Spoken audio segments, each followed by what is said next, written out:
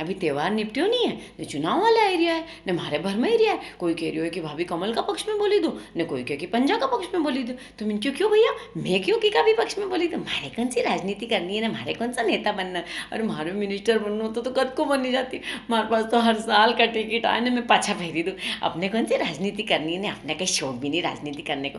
तो किके भी वोट देनो हो तम दीजो, कमल के दीजो, पंजा के दीजो, धोती के दीजो, झाड़ू के दीजो, पोछा के दीजो, जिके भी देनो, पर तुम वोट जरूर से दीजो। ने एक जनो आयो ने क्योंकि भाभी नोटा का पक्ष में बोली तो मैं इनके खाइयो या नोटो। तो क्योंकि किके भी वोट नहीं देनो। तो मैं क्यों क्यों भैया, किके भी वोट क्यों नहीं देनो, हम तो वोट डांगा, हमारा तो हक है। नहीं ना देश की रोटी खाई रही है अपन, तो अपना फर्ज भी बने। ने 5 साल में एक बार चुनाव होए ना, अपना एक एक जना का वोट की खूब कीमत है। तो जरूर से वोट कर जो। नहीं ना नोटा का फेर में पड़ जाओ मती, नहीं ऐसा कोई खटको दबा जाओ मती, नहीं तो अपने नोट कमाने का टोटा पड़ ही जाएगा। क्योंकि नोट तो अपन जब भी कमा ही सकेंगे जब अच्छी सरकार बनेगी। ने अच्छी सरकार कब बनेगी, जब अपन वोट करेंगे।